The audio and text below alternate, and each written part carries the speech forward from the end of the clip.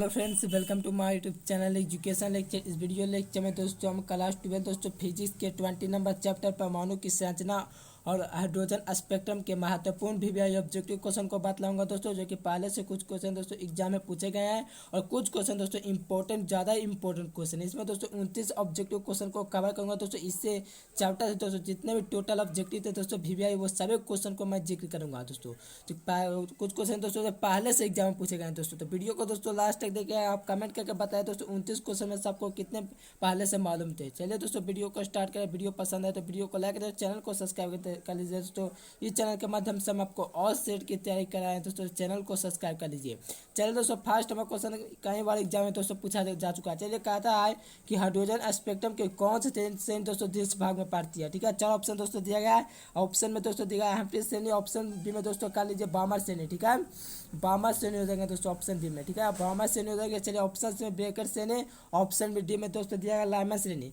तो कौन सी दोस्तों श्रेणी है जो हाइड्रोजन स्पेक्ट्रम की, हाइड्रोजन स्पेक्ट्रम की कौन सी दोस्तों श्रेणी जो जिस भाग में पाई जाती है। तो ध्यान रखना दोस्तों बामर श्रेणी हो जाएंगे दोस्तों। कोई ऑप्शन में नहीं दिया है दोस्तों, थोड़ा लिखने में गलत हो गया है, तो ध्यान रखना दोस्तों बामर श्रेणी हमारा इसका राइट आंसर हो जाएंगे। क्या हो जाएंगे? बामर श्रेणी हो जाएंगे। ठीक है दोस्तों, राइट आंसर की बात करेंगे तो बामर श्रेणी हो जाएंगे जो हाइड्रोजन स्पेक्ट्रम की दोस्तों देश भाग में पाई जाती है। ठीक है, तो राइट आंसर तो हमारा दोस्तों बामर श्रेणी हो जाएंगे। चल दोस्तों, सेकंड नंबर क्वेश्चन का है कि लैम्डा तरंगदैर्घ्य वाले फोटोन की ऊर्जा होती है। लैम्डा तरंगदैर्घ्य वाले फोटोन की ऊर्जा दोस्तों क्या होती है? चलो दोस्तों, ये भी कई बार एग्जाम में पूछा जा चुका है। ठीक है, तो लैम्डा तरंगदैर्घ्य वाले फोटोन की ऊर्जा क्या हो गई? चलिए ऑप्शन में दिया गया H C lambda, option B में दोस्तों दिया एच सी बटा लैम्डा, ऑप्शन सी में दिया गया एच लैम्डा बटा सी, ऑप्शन डी में दोस्तों दिया गया है लैम्डा बटा एच सी। तो बता सकते हो दोस्तों इसका राइट आंसर क्या हो जाएंगे? तो ध्यान रखना दोस्तों, ए लैम्डा तरंगदैर्घ्य वाले फोटोन की जो ऊर्जा होती है वो एच सी बटे लैम्डा होते हैं दोस्तों। एच सी बटे क्या होती है? लैम्डा होती है। कौन तरंगदैर्घ्य वाले दोस्तों? तो लैम्डा तरंगदैर्घ्य वाले फोटोन की जो ऊर्जा होती है वो एच सी बटे लैम्डा होती है दोस्तों, जो कि हमारा ऑप्शन नंबर बी में दिया गया, जो कि इसका करेक्ट जवाब हो जाएंगे। क्या होंगे दोस्तों? करेक्ट जवाब ऑप्शन नंबर बी हो जाएंगे। सॉरी, ऑप्शन नंबर बी हो जाएंगे। लैम्डा तरंगदैर्घ्य वाले फोटोन की ऊर्जा हमारा दोस्तों एच सी बटे लैम्डा है दोस्तों। वीडियो को दोस्तों लास्ट तक देखिए, बहुत ही इंपॉर्टेंट क्वेश्चन को कवर किया गया है। चलिए दोस्तों, सूर्य के प्रकाश का स्पेक्ट्रम होता है। सूर्य के प्रकाश का स्पेक्ट्रम दोस्तों क्या होता है? चलिए ऑप्शन में दिया गया सतत, ऑप्शन बी में दिया गया रैखिक स्पेक्ट्रम, ऑप्शन सी में दिया गया काली रेखा का स्पेक्ट्रम, ऑप्शन डी में दोस्तों दिया गया नन ऑफ दीज। तो जो सूर्य के प्रकाश का स्पेक्ट्रम जो होता है, सूर्य प्रकाश का जो स्पेक्ट्रम होता है दोस्तों वो कैसा होता है? तो ध्यान रखना दोस्तों सतत होता है। ये भी कई बार एग्जाम में पूछा जा चुका है। सूर्य के प्रकाश का स्पेक्ट्रम कैसा होता है? तो सतत होता है, जो कि दोस्तों ऑप्शन नंबर में दिया गया, जो कि इसका करेक्ट जवाब हो जाएंगे। सूर्य प्रकाश का स्पेक्ट्रम सतत होता है। चलिए नेक्स्ट क्वेश्चन दोस्तों 4 नंबर का रहा है कि हाइड्रोजन स्पेक्ट्रम की कौन सी श्रेणी, हाइड्रोजन स्पेक्ट्रम की कौन सी श्रेणी अवरक्त भाग में नहीं पाई जाती दोस्तों। कह रहा है तो हाइड्रोजन स्पेक्ट्रम की कौन सी श्रेणी दोस्तों अवरक्त भाग में नहीं पाई जाती दोस्तों, अवरक्त भाग में नहीं पाई जाती है। तो ध्यान कर दोस्तों, 4 ऑप्शन दिया गया। ऑप्शन में दिया गया हेम्प्टी श्रेणी, ऑप्शन बी में दिया फूंड श्रेणी, ऑप्शन सी में दिया ब्रैकेट श्रेणी, ऑप्शन डी में दोस्तों दिया लाइमन श्रेणी। तो दोस्तों जो हाइड्रोजन स्पेक्ट्रम की जो श्रेणी है दोस्तों वो अवरक्त भाग में नहीं पाया जाता है, वो लाइमन श्रेणी नहीं पाया जाता है दोस्तों। बाकी सभी पाया जाता है। ठीक है, बाकी सभी पाया जाता है, लेकिन नहीं पाया जाता है तो लाइमन श्रेणी। ध्यान रखना दोस्तों 4 का यहाँ पर हमारा ऑप्शन नंबर डी बिल्कुल करेक्ट जवाब हो देंगे। लाइमन श्रेणी दोस्तों जो हाइड्रोजन स्पेक्ट्रम की दोस्तों श्रेणी में अवरक्त भाग में नहीं पाया जाता दोस्तों। कौन? तो लाइमन श्रेणी नहीं पाया जाता है। चलो दोस्तों 5 number question most important question है। कहता है कि नाभिक की त्रिज्या की कोटि होती है। नाभिक की त्रिज्या की दोस्तों कोटि कितनी होती है? चलिए ऑप्शन में दिया गया 10⁻⁻14 मीटर, ऑप्शन बी में दिया गया है 10⁻15 मीटर, ऑप्शन डी में दोस्तों दिया गया 10⁻16 मीटर, ऑप्शन डी में दिया गया है 10⁻18 मीटर दोस्तों। बतला सकते हो राइट आंसर क्या हो जाएगा? तो जो दोस्तों जो नाभिक की त्रिज्या होता है वो 10⁻14 मीटर होता है। ठीक है, 14 मीटर दोस्तों, जो कि ऑप्शन नंबर ए में दिया गया, जो कि इसका करेक्ट जवाब हो जाएंगे। या नाभिक की त्रिज्या हो जाएंगे दोस्तों, ऑप्शन है बिल्कुल करेक्ट हो जाएंगे। चलिए दोस्तों 6 नंबर क्वेश्चन कहता है कि रीडबार्ग नियंत्रक की बीमा होती है। रीडबार्ग नियंत्रक की बीमा क्या होती है? रीडबार्ग नियंत्रक की बीमा दोस्तों एल इनवर्स होता है। ठीक है, एल के पावर -1 होता है। देख सकते हो कौन सा ऑप्शन में दिया गया है। सो थोड़ा दोस्तों सजा करके दिया गया है। ठीक है, तो बतला सकते हो दोस्तों, आप सभी लोग दोस्तों बता सकते हो एल इनवर्स होता है। तो दोस्तों ऑप्शन में दिएगा एम के पावर 0, एल के पावर -1, टी के पावर 0, ऑप्शन बी में दिएगा एम के पावर 0, एल के पावर 0, टी के पावर 1, ऑप्शन सी में दोस्तों दिएगा एम के पावर 0, एल के पावर 1, टी के पावर -1। ठीक है दोस्तों, ऑप्शन डी में दिएगा एम एल स्क्वायर। ठीक है, टी के पावर -1। तो राइट आंसर की बात करें दोस्तों एल इनवर्स होता है दोस्तों। ठीक है, लेकिन बात करेंगे दोस्तों सजा के लिखने की, तो एम के पावर 0, एल के पावर -1, टी के पावर 0 दोस्तों, जो कि ऑप्शन नंबर ए में दिया गया है। यानी कि दोस्तों एम के पावर 0 का जो मान होता है दोस्तों वो 1 होता है, ठीक है। क्या होता है दोस्तों, 1 होता है। और एल टी के पावर 0 का मान दोस्तों 1 नहीं होता है, ठीक है। तो राइट आंसर ऑप्शन नंबर दोस्तों बिल्कुल करेक्ट जवाब हो जाए। किसका मात यहाँ पर दोस्तों बीमार तो रिडवार्ग नियंत्रक की। चलिए 7 नंबर दोस्तों क्वेश्चन कर रहा है कि निम्न में से कौन सी श्रेणी विद्युत चुम्बकीय स्पेक्ट्रम के पराबैंगनी में पाई जाती है।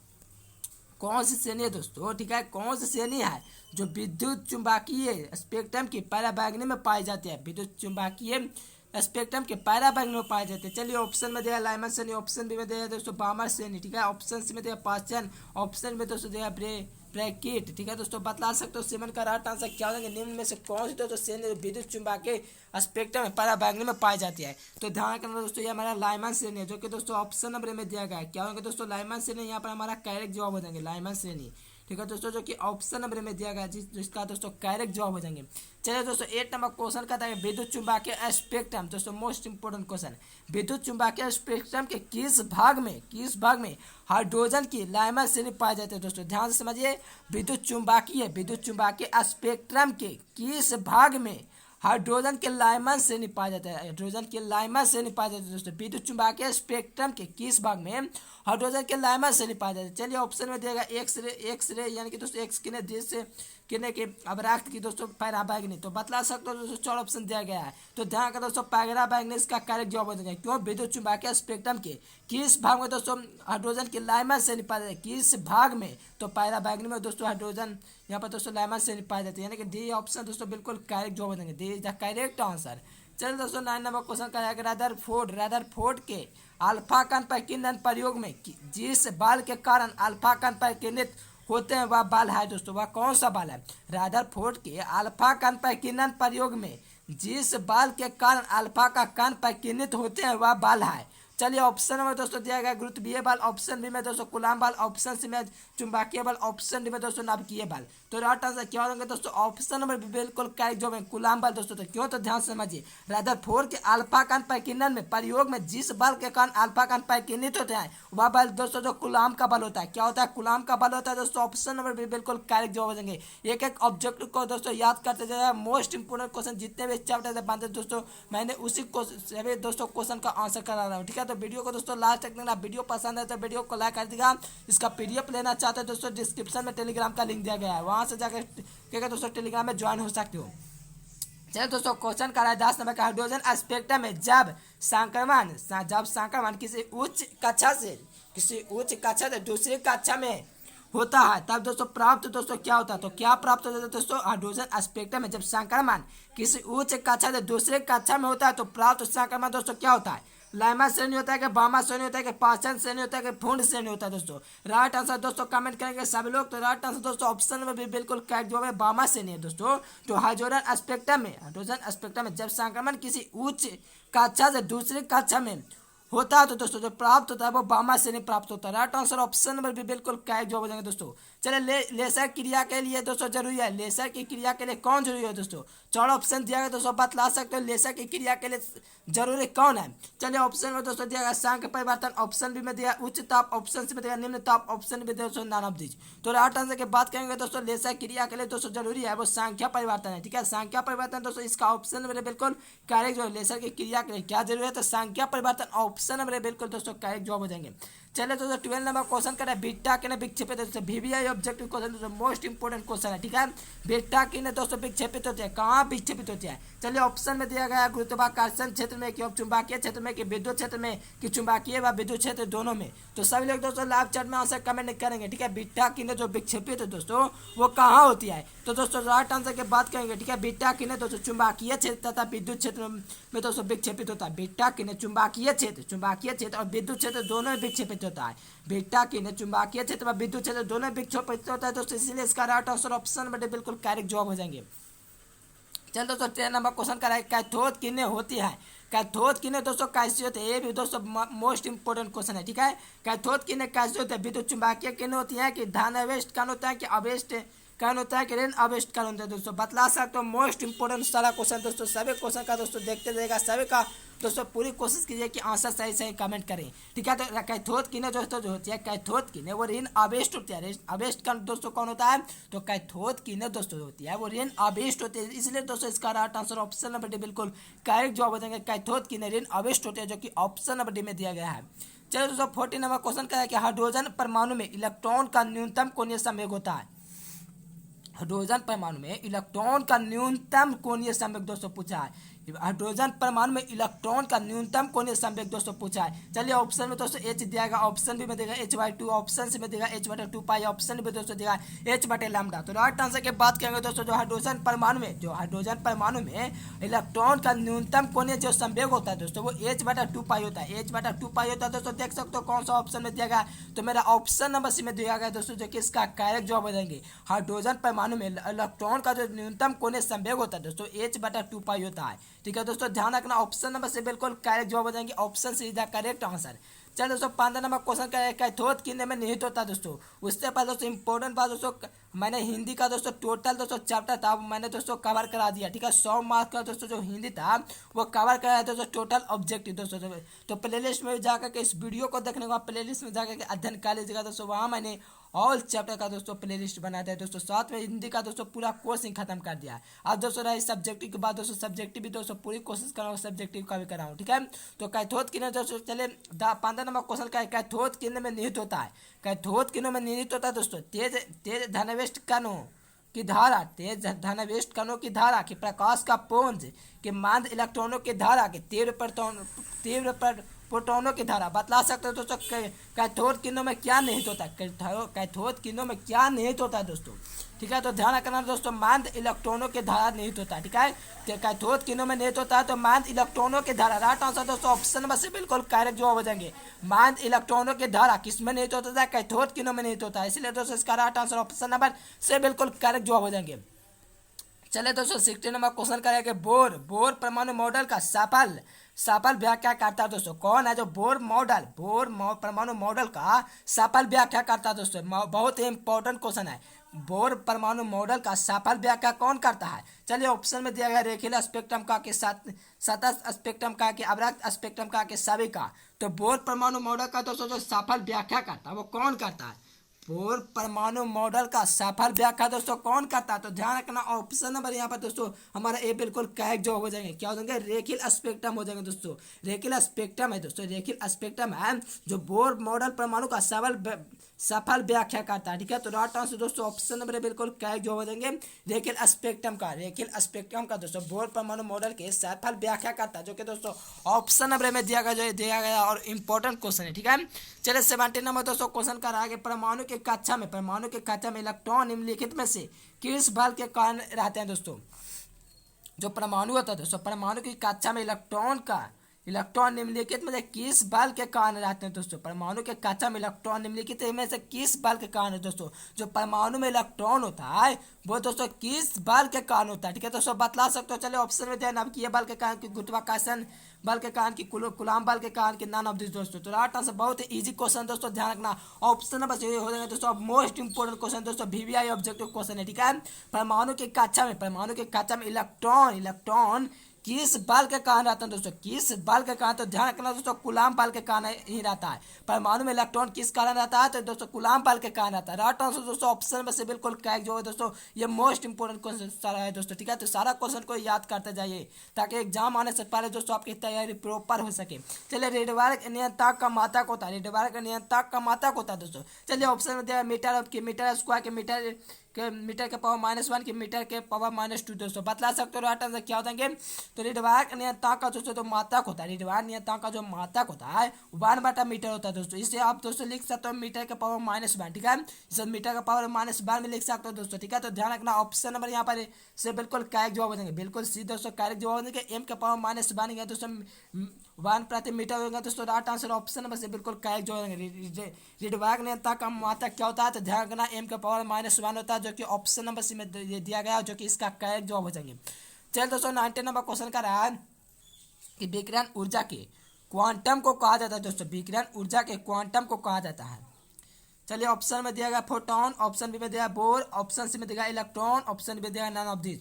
तो विकिरण ऊर्जा होता है, ठीक है, विकिरण ऊर्जा क्वांटम को कहा जाता है, क्या कहा जाता है, विकिरण ऊर्जा क्वांटम को कहा जाता है दोस्तों, ठीक है। तो राइट आंसर दोस्तों फोटोन हो जाएगा, फोटोन है दोस्तों, ठीक है। फोटोन जो है हमारा विकिरण ऊर्जा क्वांटम कहा जाता है, विकिरण ऊर्जा का क्वांटम कहा जाता है दोस्तों, किसको, तो फोटोन को। यानी कि दोस्तों ऑप्शन नंबर ए बिल्कुल करेक्ट जवाब हो जाएंगे, फोटोन दोस्तों है जो विकिरण ऊर्जा का क्वांटम कहा जाता है दोस्तों, फोटोन को। तो राइट आंसर दोस्तों ऑप्शन नंबर ए बिल्कुल करेक्ट जवाब हो जाएंगे, फोटोन।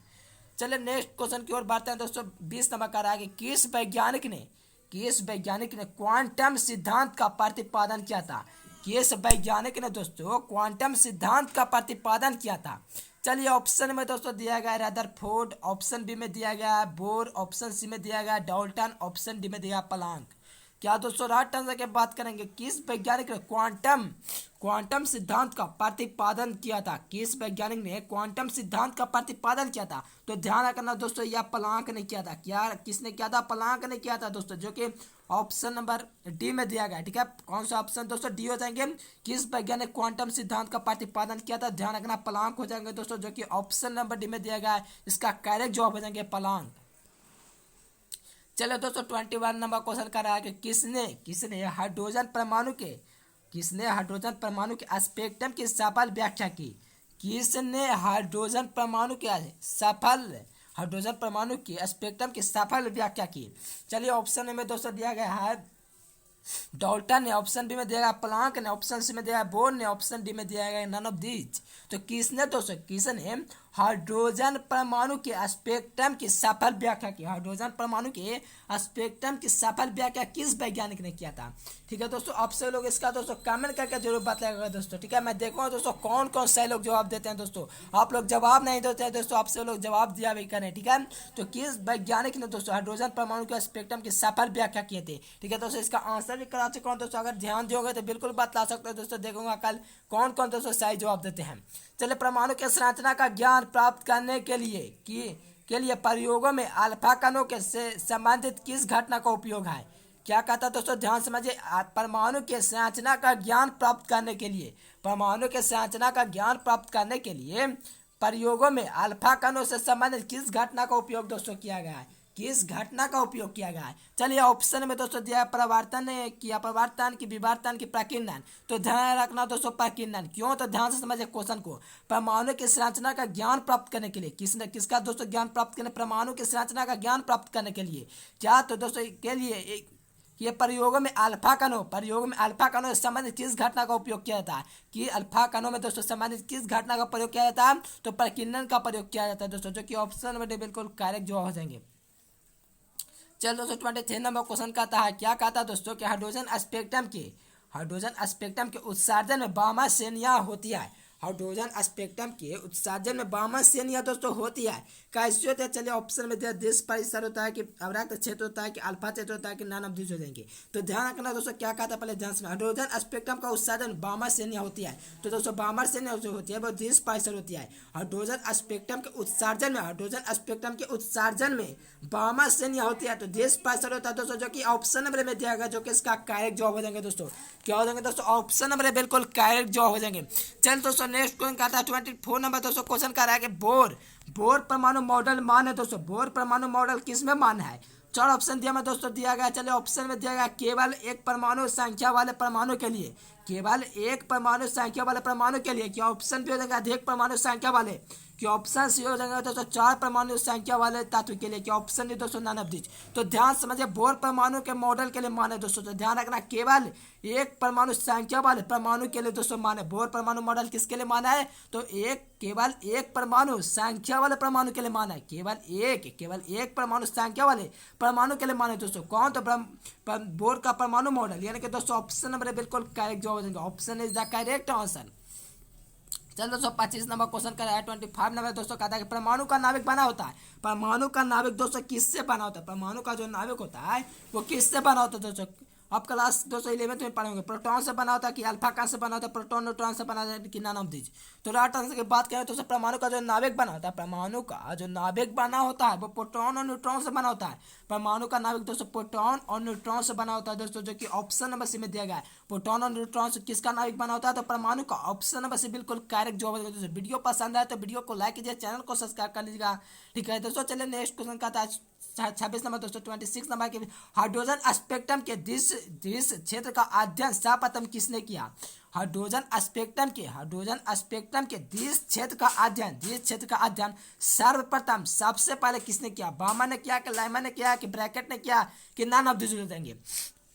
तो हाइड्रोजन स्पेक्ट्रम के दिस क्षेत्र का जो अध्ययन किया दोस्तों, सबसे पहले जो अध्ययन किया था वो ब्रैकेट ने किया था दोस्तों। किसने किया, ब्रैकेट ने किया था दोस्तों। ऑप्शन नंबर से बिल्कुल करेक्ट जवाब देंगे, ब्रैकेट ने दोस्तों हाइड्रोजन स्पेक्ट्रम में दिस क्षेत्र का सर्वप्रथम अध्ययन किया था। राइट आंसर ऑप्शन से बिल्कुल करेक्ट जवाब देंगे। चलिए दोस्तों नेक्स्ट क्वेश्चन कहता है कि एक मेगा इलेक्ट्रॉन वोल्ट ऊर्जा वाले फोटोन का संवेग है। एक मेगा इलेक्ट्रॉन वोल्ट ऊर्जा वाले फोटोन का संवेग होगा। मोस्ट इंपोर्टेंट क्वेश्चन दोस्तों वीवीआई में रखना, ठीक है। चलिए ऑप्शन में दिया गया 10⁻22 केजी मीटर प्रति सेकंड। चलिए ऑप्शन बी में दिया 10⁻26 केजी मीटर प्रति सेकंड दोस्तों। ऑप्शन सी में दिया 5 गुना 10⁻22 केजी मीटर प्रति सेकंड दोस्तों। None of this. तो राइट आंसर की बात करेंगे दोस्तों, जो एक मेगा इलेक्ट्रॉन वोल्ट जो ऊर्जा होती है दोस्तों, कितने फोटोन संवेग का होता है, तो ध्यान रखना 5 गुना 10⁻22 केजी मीटर प्रति सेकंड हो जाएगा दोस्तों, जो कि ऑप्शन बस में दिया गया, जो कि मोस्ट इंपोर्टेंट क्वेश्चन दोस्तों। ध्यान रखना ऑप्शन से बिल्कुल करेक्ट जवाब हो जाएंगे। चल दोस्तों 28 नंबर क्वेश्चन का रहा है, क्या कहता है दोस्तों, तो ध्यान से समझेगा। इलेक्ट्रॉन प्रवेश का मान होता है दोस्तों। चलिए इसका आंसर दोस्तों कमेंट कीजिए। बहुत ही इजी क्वेश्चन दोस्तों, कई बार इसका आंसर करा चुका हूँ, कई बार एग्जाम में भी पूछा जा चुका है। इलेक्ट्रॉन प्रवेश दोस्तों कितना होता है। चलिए ऑप्शन ए में दिया 2 गुना 10⁻21। ऑप्शन बी में दिया 1.6 गुना 10⁻⁻19 दोस्तों, बता सकते हो। ऑप्शन सी में दिया 6 गुना 5 गुना 10⁻20 कूलम। चलिए ऑप्शन में दिया दोस्तों none of this. Right answer की बात करें दोस्तों, ठीक है, सब लोगों का जवाब आ रहा है, बहुत अच्छा आ रहा है। इलेक्ट्रॉन दोस्तों, जो इलेक्ट्रॉन का जो आवेश होता है वो 1.6 गुना 10⁻⁻19 कूलम होता है, जो कि दोस्तों ऑप्शन नंबर सी में दिया, ऑप्शन नंबर बी में दिया गया, जो कि इसका करेक्ट जवाब हो जाएगा। क्या होंगे ऑप्शन नंबर बी बिल्कुल करेक्ट जवाब हो जाएगा। चलिए दोस्तों लास्ट क्वेश्चन क्या था, बहुत ही इजी क्वेश्चन है, कई बार एग्जाम पूछा जा चुका है, ठीक है। कमेंट कीजिए इसका आंसर। इलेक्ट्रॉन वोल्ट धारा मापा जाता है दोस्तों, इलेक्ट्रॉन वोल्ट धारा मापा जाता है। इलेक्ट्रॉन वोल्ट धारा दोस्तों किससे मापा जाता है, आवेश से मापा जाता है कि विद्युत धारा से विभवांतर से मापा जाता है, धारा से मापा जाता है कि एनर्जी से मापा जाता है, ऊर्जा से मापा जाता है।